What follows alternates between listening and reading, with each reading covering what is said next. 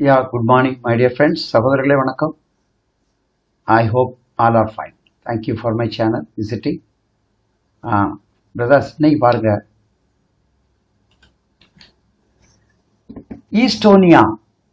ஈஸ்டோனியாங்கிற ஒரு நாடு ஷெங்கன்ல இருக்கு, யூரோப்பு நாடு. இங்க ஒரு வேர் ஹவுஸ்ல ஜாப் இருக்குது. எல்லா ஜாப்பும் சேர்ந்து அது எப்படின்னு பார்ப்போம். மீண்டும் சொல்றேன், ஈஸ்டோனியா ஒரு ஷெங்கன் கண்ட்ரி.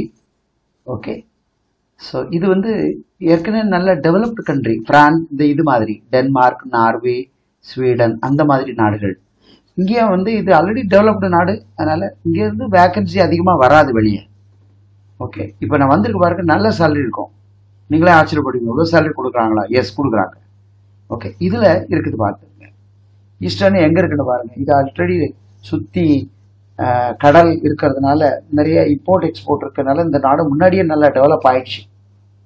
ஓகே, நமக்கு அதிகமாக இது கேள்விப்பட்டதில்லை. இதுவும் நல்ல பிரான்ஸ் ஈக்குவலாக நல்ல டெவலப் நாடு தான். இங்கே வேலைவாய்ப்பு இருக்குது. அது என்னன்னு பாருங்க. ஓகே, இது ஜஸ்ட் உங்களுக்கு ஒரு இமேஜ்.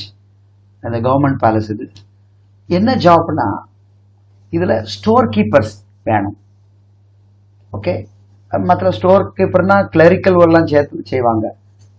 அதில் கம்ப்யூட்டர் இன்வால்வ்டு. அப்போது ஆல் டாக்குமெண்டேஷன் ஒர்க் பண்ணக்கூடியவங்க ஸ்டோர் கீப்பர்ஸ். மெயின்டான முழுமை இருக்கிற ஸ்டாக்கில் கரெக்டாக கணக்கு வைப்பாங்க. இவங்க தான் ஸ்டோர் கீப்பர்ஸ். இந்த இடத்துல எவ்வளோ சரக்கு இன்னைக்கு இருக்குது, எவ்வளோ வெளியே போச்சு, எவ்வளோ வந்துச்சு, எவ்வளோ டேமேஜ் ஆச்சு, அது எங்கெங்கே இருக்குங்கிறத கம்ப்ளீட் கண்ட்ரோல் வச்சுருப்பாங்க. அதே மாதிரி ப்ரொடக்ஷன் லைன் ஆப்ரேட்டர்ஸ். ஓகே, அப்புறம் packaging line operators, general helper cleaners, forklift operators, இவ்வளோ இந்த வேர் ஹவுஸ்குள்ளே இருக்குது. ஓகே, ஸோ அதில் பேக்கிங்னா பலதரப்பட்ட எலக்ட்ரானிக்ஸாக இருக்கட்டும், இல்லை பிளாஸ்டிக்காக இருக்கட்டும், இல்லை நிறைய பொருட்களை பேக் பண்ணுறது, ஃபுட் பேக்கிங் அதில் இருக்கும்.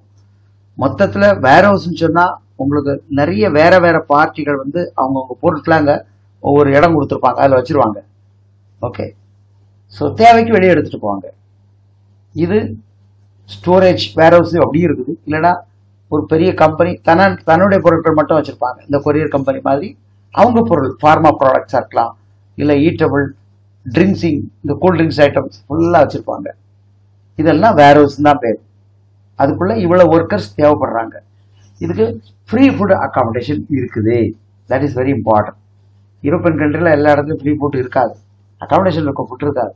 பட் இங்கே ஃப்ரீ ஃபுட் அக்காமடேஷன் இருக்குது. 8 hours டியூட்டி, ஆனால் ஓடி கம்பல்சரி 2 மணி நேரம் இருக்குது. மற்றபடி ஏஜ் 50 வயசு வரைக்கும் ஓகே. ஆம்பளைங்க பொம்பளைங்க ஓகே. டிஆர்சி கண்டிப்பாக போனோடனே அப்ளை பண்ணிக்கிறாங்க. 6, 7, 8 மாதம் ஆகுது.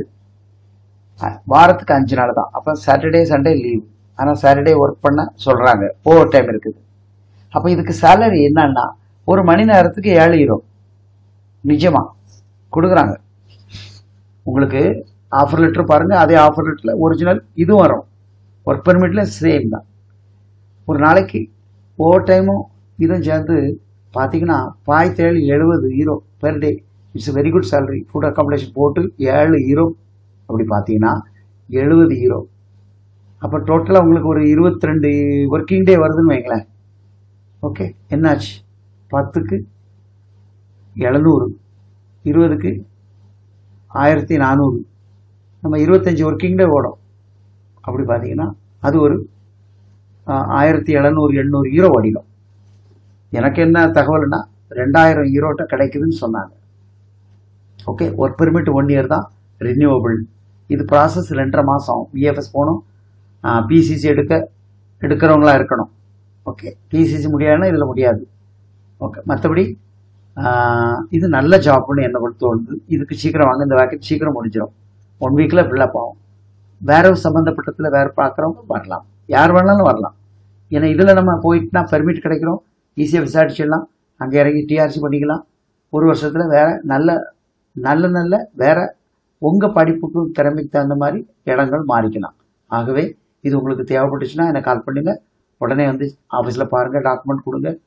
இதில் ஆஃபர் லெட்டர் வந்த பிறகு அட்வான்ஸ் கொஞ்சம் இருக்குது, கண்டிப்பாக அதையும் கொடுத்து ஹெல்ப் பண்ணுங்கள். அப்போ தான் உங்கள் ப்ராசஸ் நாங்கள் பண்ணி கொடுக்க முடியும். சிலவங்க எல்லாம் பண்ணி கொடுங்க சார், நாங்கள் தாரோம், அந்த மாதிரி போட்டு பண்ணுற அளவுக்கு நம்மகிட்ட இல்லை. நீங்கள் ஒத்துழைச்சுன்னா உங்கள் வேலையை நாங்கள் செஞ்சு தருவோம். இப்போ அதே மாதிரி கனடா இருக்குது, சிங்கப்பூர் இருக்குது. இப்போ இன்னும் நாங்கள் டெவலப் பண்ணுறோம், கூடுதலாக நிறைய வேலைகள் எடுக்கிறோம், எல்லாருக்கும் பொருந்துகிற மாதிரி. ஓகே, சரி, மறக்காம கால் பண்ணுங்கள், உங்களுக்கு தேவையான உதவிகள். சிலவங்களுக்கு எங்கே போகணுன்னே தெரியாது, அப்போது உங்கள் பட்ஜெட்டுக்கு தகுந்த மாதிரி ஒரு சில ஆலோசனை செய்வோம்.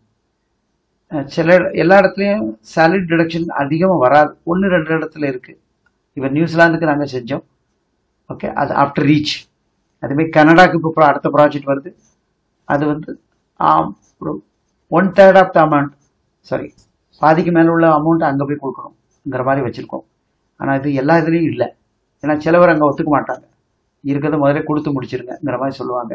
தயவுசெய்து தேவைகளுக்கு எனக்கு கால் பண்ணி விவரங்கள் கேட்டுக்குங்க. நன்றி.